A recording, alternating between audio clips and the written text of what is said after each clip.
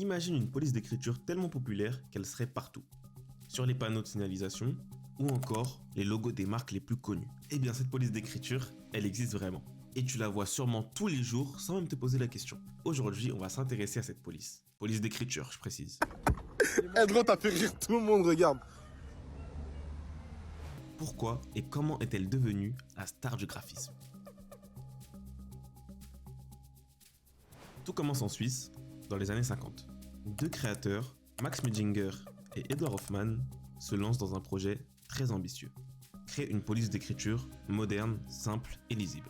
En gros, révolutionner la typographie. Et ça tombe bien, car nous sommes quelque temps après la Seconde Guerre mondiale, et le monde du design est en pleine révolution. Et c'est après plusieurs essais qu'ils créèrent une police. Ils l'appelèrent Neue As Grotesque.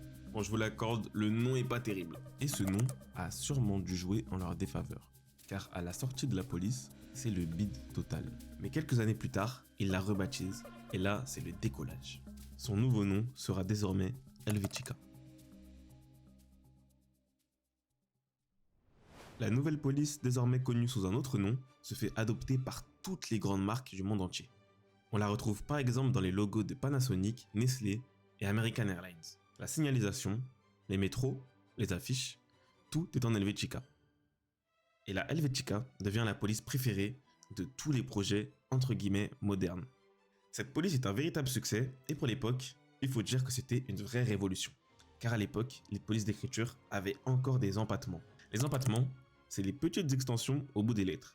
Aujourd'hui, c'est de moins en moins utilisé, mais on peut les retrouver encore dans les journaux ou dans les logos de marques de luxe. Mais comme toute légende, la Helvetica a aussi ses haters. Ses haters ou ses haters, je sais pas. Certains graphistes la trouvent trop utilisée. Pour eux, elle manque de personnalité et de caractère. D'autres critiquent son côté trop parfait. Selon eux, elle est tellement neutre qu'elle en devient ennuyante. Mais la Helvetica ne se laisse pas faire. En 2019, la Helvetica fait son grand retour avec une version améliorée. Ils l'appellent la Helvetica Now. L'idée est de proposer une police encore plus moderne, adaptée parfaitement pour le web.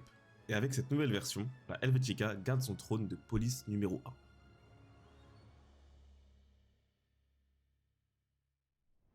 Mais forcément, je me suis posé la question, pourquoi la Helvetica a autant marqué l'histoire du design?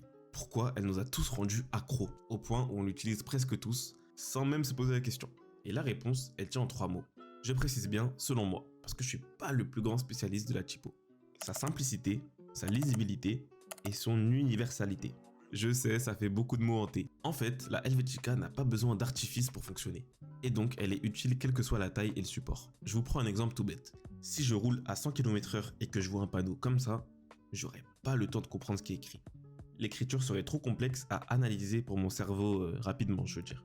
Et donc, dans ce cas-là, on a besoin de quelque chose de direct et évident. Et c'est là que la Helvetica est indétrônable. Wim Groevel, un célèbre graphiste néerlandais, disait « Helvetica est une police neutre car elle devait l'être. Le sens est dans le contenu du texte et non pas dans les caractères. » Et je trouvais que cette citation était la meilleure définition pour la Helvetica. Personne ne va s'arrêter devant une image et dire « Tiens, c'est en Helvetica ». À part peut-être 2-3 personnes, mais bon. Les gens vont s'arrêter pour lire ce qui est écrit. Et pas forcément pour se dire « Tiens, la police est originale et stylée ». Mais ce ne sont pas les seules raisons qui font de la Helvetica un vrai succès. À la création de l'Helvetica, nous sommes encore dans les années 50. Et dans le design, c'est l'émergence du fameux « Less is more ». Un principe popularisé par des architectes et des designers. Et ce principe met en avant la simplicité et le fait de laisser de l'espace. Et la Helvetica, avec sa simplicité, rentre totalement dans le thème. Elle a donc pu bénéficier du buzz entre guillemets de l'époque. Et aujourd'hui, la Helvetica est devenue une sorte de police universelle et elle continue petit à petit de dominer le monde. J'espère que tu as aimé cette vidéo, tu as pu apprendre un peu de choses sur la Helvetica. Dis-moi quelle est ta police favorite en commentaire et on se dit à la prochaine. Salut! Pas de frayeur, mais ils savent que je suis le meilleur. Je parle avec une voix intérieure, le temps y passe, c'est un simple nouveau player. Si j'arrive, je fais un dawa, je peur de la loi, je suis un jeune à la Pokawa. Mon frérot, je savais pas moi, tant de parois, je compte pas le temps qu'on perd par mois.